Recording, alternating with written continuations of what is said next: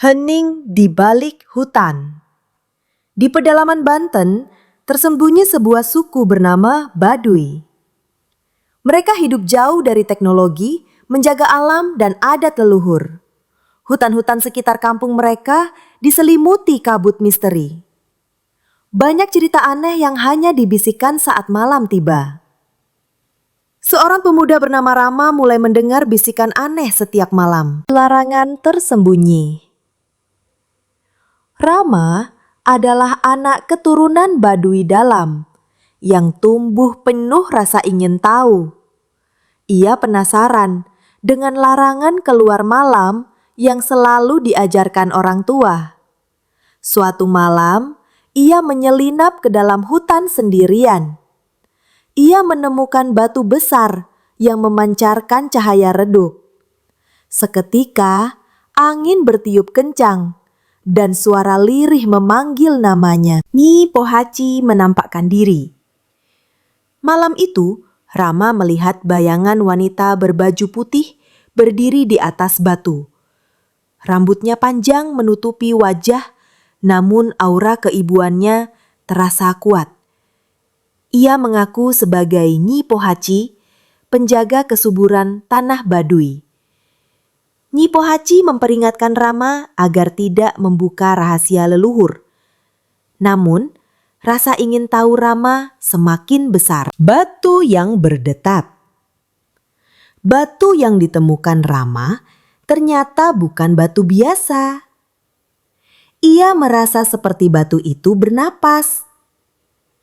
Setiap malam, ia datang kembali untuk mengamati. Kadang, ia mendengar suara tangisan dari dalam batu. Para tetua mulai curiga dengan tingkah laku Rama. Wasiat leluhur ayah Rama memanggilnya untuk bicara serius. Ia menceritakan tentang wasiat leluhur Baduy. Jangan ganggu tempat yang diselimuti kabut abadi. Tempat itu diyakini sebagai perbatasan dunia manusia dan roh. Rama diminta bersumpah untuk tidak kembali ke sana. Tapi hati Rama telah tertambat pada misteri itu. Mimpi 3 malam. 3 malam berturut-turut Rama bermimpi tentang sebuah pintu emas di tengah hutan. Dalam mimpi itu, pintu hanya terbuka jika ia membawa bunga langka bernama kenanga hitam. Bunga itu hanya tumbuh saat bulan mati. Rama bertekad mencarinya, walau tahu risikonya. Kawan dari luar. Saat mencari bunga kenanga hitam, Rama bertemu gadis dari luar Baduy bernama Laras. Laras, seorang peneliti yang diam-diam masuk ke wilayah Baduy luar. Ia tertarik pada cerita-cerita mistis Baduy. Rama awalnya curiga. Tapi kemudian mereka bekerja sama. Jejak harimau putih. Dalam perjalanan, mereka menemukan jejak kaki besar mirip harimau. Namun, jejak itu bercahaya saat malam. Menurut kepercayaan Baduy, itu jejak harimau putih, penjaga dimensi roh. Jika mengikuti jejak itu, seseorang bisa masuk ke dunia lain. Laras mencatat semuanya, tapi Rama merasa takut. Tumbal kenanga hitam. Akhirnya mereka menemukan bunga kenanga hitam tumbuh di tebing curam. Laras hampir terjatuh saat mengambilnya, namun Rama berhasil menyelamatkannya. Ketika bunga itu dipegang, muncul suara gaib menginginkan tumbal. Laras jatuh pingsan dan Rama harus memilih bunga atau nyawa sahabatnya. Pintu gaib terbuka. Rama memilih menyelamatkan Laras dan meninggalkan bunga. Tapi malam itu pintu emas dalam mimpinya terbuka dengan sendirinya. Dari balik pintu terdengar suara ribuan bisikan. Nyi Pohaci muncul lagi dan kali ini marah.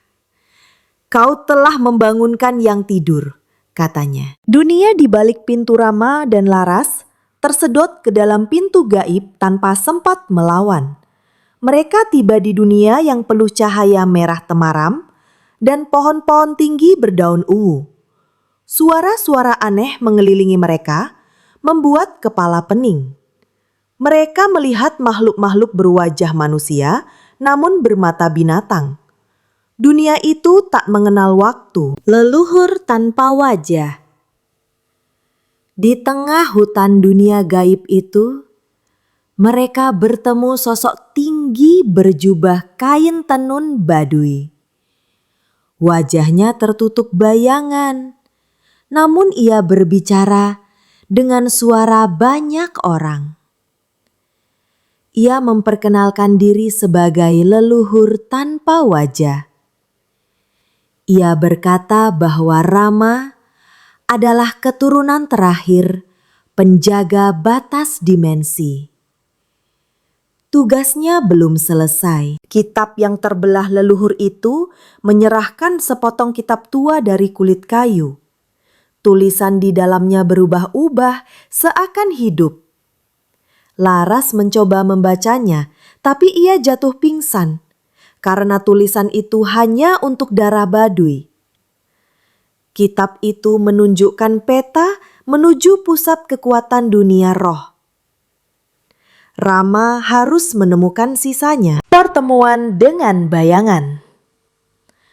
Dalam perjalanan, Rama dan Laras dihantui sosok bayangan hitam yang selalu muncul di kejauhan. Bayangan itu tak memiliki wajah, namun mengeluarkan suara-suara tangisan. Laras mulai sering bermimpi buruk dan tubuhnya melemah.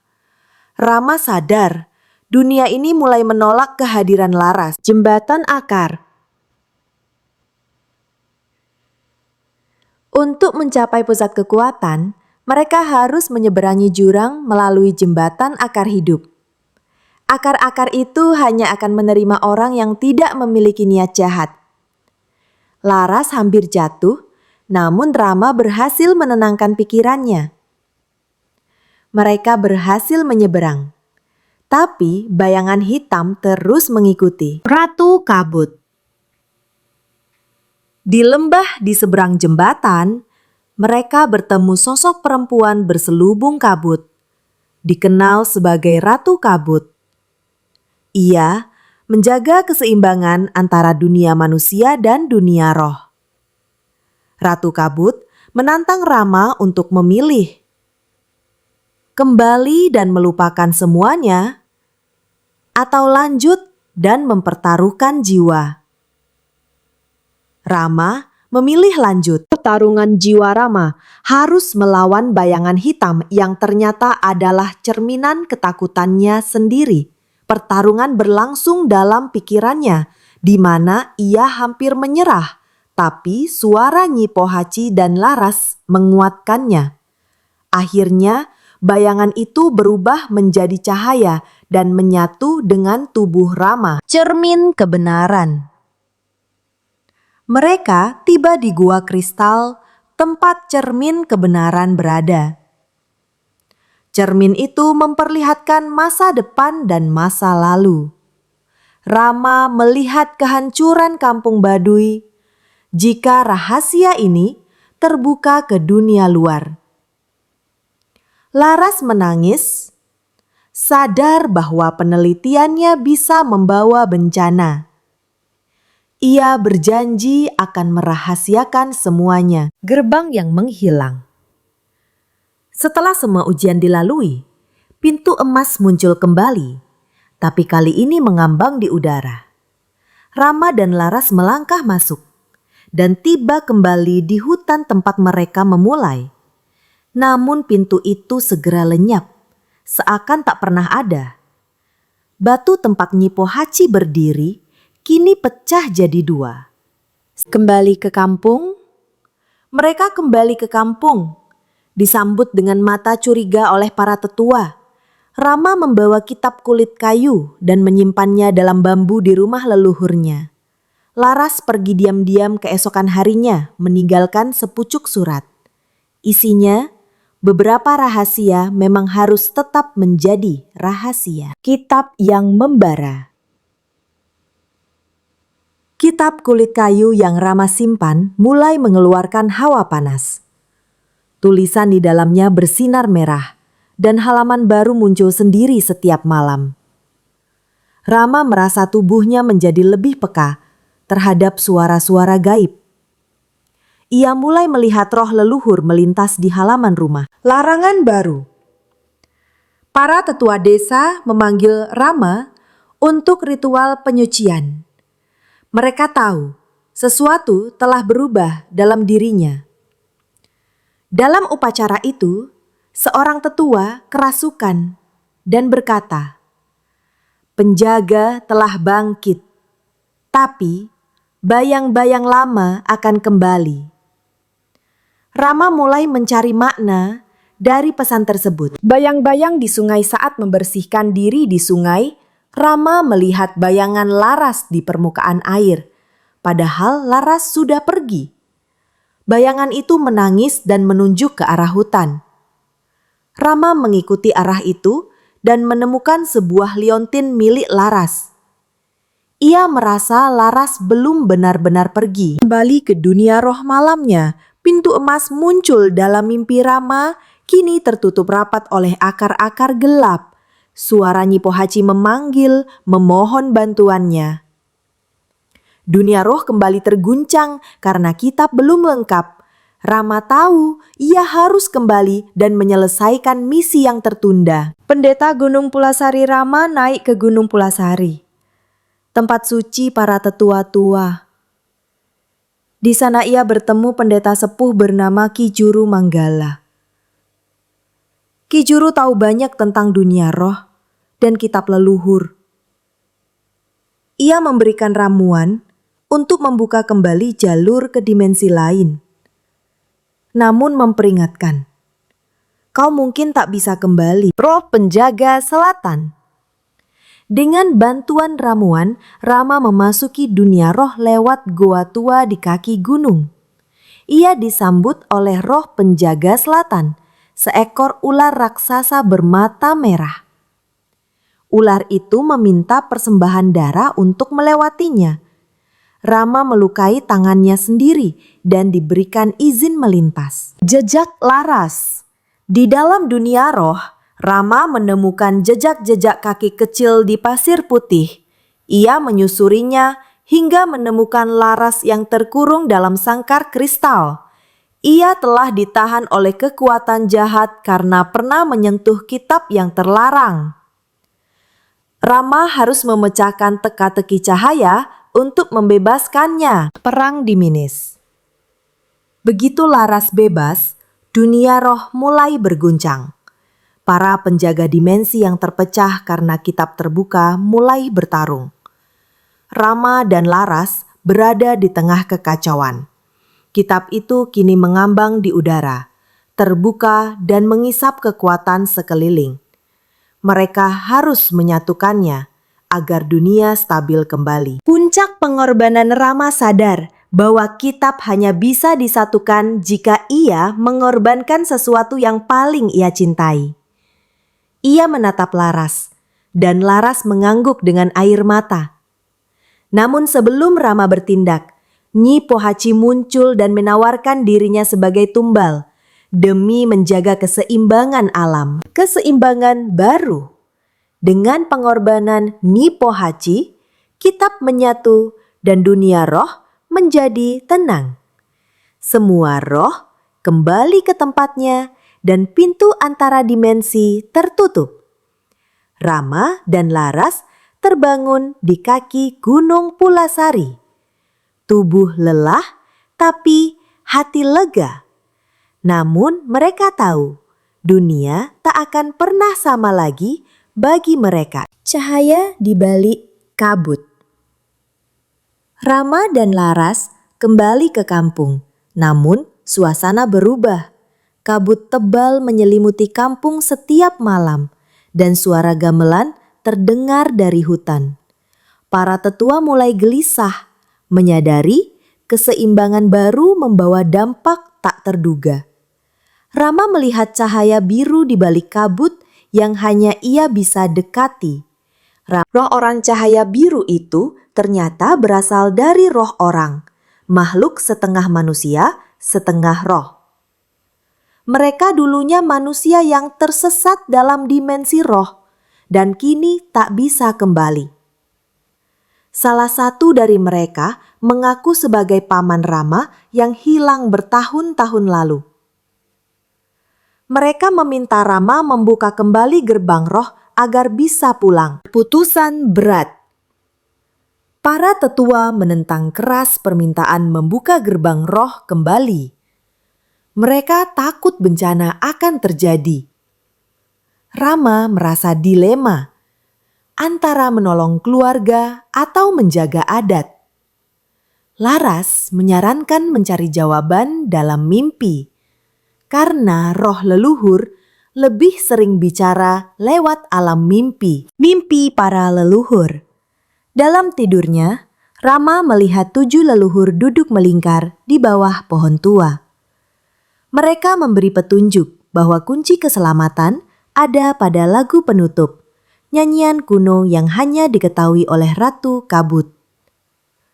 Rama dan Laras memutuskan mencari Ratu Kabut sekali lagi. Perjalanan sunyi. Perjalanan ke lembah Kabut tidak mudah kali ini. Mereka harus melewati rintangan ilusi dan kenangan masa lalu. Laras terjebak dalam penglihatan tentang ibunya yang membuatnya hampir kehilangan arah. Rama menyelamatkannya dengan membisikkan mantra dari kitab kulit kayu. Lagu penutup Ratu Kabut muncul di tengah danau kabut dan menyanyikan lagu penutup. Suara itu menghentikan angin dan membuat roh-roh tunduk.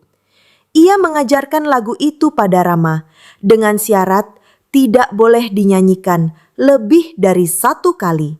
Lagu itu mampu menutup semua jalur roh secara permanen. Malam terakhir Rama dan Laras kembali ke kampung dan mengumpulkan semua warga.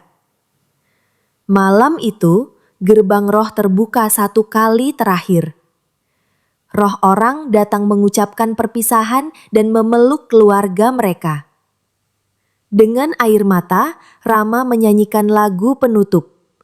Kabut menghilang dan langit kembali cerah. Warisan baru. Sejak saat itu, Rama diangkat menjadi penjaga warisan roh oleh para tetua. Kitab kulit kayu kini tidak lagi membara, melainkan mengeluarkan sinar lembut.